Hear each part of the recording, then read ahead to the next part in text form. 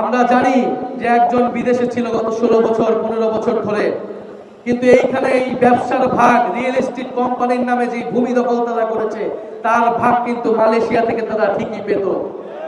5 আগস্টের পরে তিনি চলে এসেছেন, আর এখানে যিনি দখলদার চাঁদাবাজি করতেন তিনি তার স্থানে চলে গিয়েছেন, আর মালয়েশিয়ার প্রতিনিধি এখানে এসে তার অফিস তার গাড়ি দখল করেছে।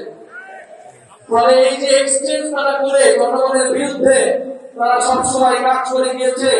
আগামী 12 ফেব্রুয়ারি আমাদের সামনে সুযোগ এসেছে এই সকল ভূমিদস্যু, ভূমি দখলদার, চাঁদাবাজ, সন্ত্রাসী, ঋণ খেলাপিদেরকে পরাজিত করবার।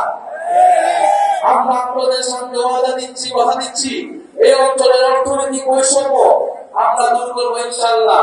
এই অঞ্চলের নাগরিক সুবিধা আমরা নিশ্চিত করব। যে সকল মানুষ ভূমি হারিয়েছে তাদের ভূমি আমরা ফিরিয়ে দেওয়ার ব্যবস্থা করব, নতুবা তাদেরকে আমরা ন্যায্য মূল্য পাইয়ে দেওয়ার ব্যবস্থা করব। এই ভূমিদস্যুদের সিন্ডিকেট ঢাকা 11 থেকে আমরা চিরতরে নির্মূল করব ইনশাআল্লাহ। বাংলাদেশে যে আরেকটি দল রয়েছে যারা বাংলাদেশকে বিপদগ্রস্ত করার পরিকল্পনা নিয়ে এগোচ্ছে, সেই প্ল্যান পরিকল্পনাকে আমাদেরকে পরাজিত করতে হবে আগামী 12 ফেব্রুয়ারি। বাংলাদেশকে দখলদার মুক্ত, আধিপত্যবাদ মুক্ত, সন্ত্রাস মুক্ত করতে হবে আগামী 12 ফেব্রুয়ারি। আপনারা কি তার জন্য প্রস্তুত আছেন? 12 ফেব্রুয়ারি ভোট কেন্দ্র পাহারা দেওয়ার জন্য প্রস্তুত আছেন?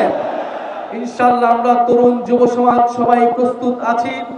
আপনাদের প্রতি আরো আহ্বান জানাই, 12 ফেব্রুয়ারি যদি ব্যর্থ হয় 5ই আগস্ট ব্যর্থ হয়ে যাবে। ইনশাআল্লাহ আমরা 5ই আগস্ট যেভাবে সফল করেছি 12 ফেব্রুয়ারিকেও সফল করব। ইনশাআল্লাহ 12 ফেব্রুয়ারি আমরা বিজয় নিয়ে ঘরে যাব।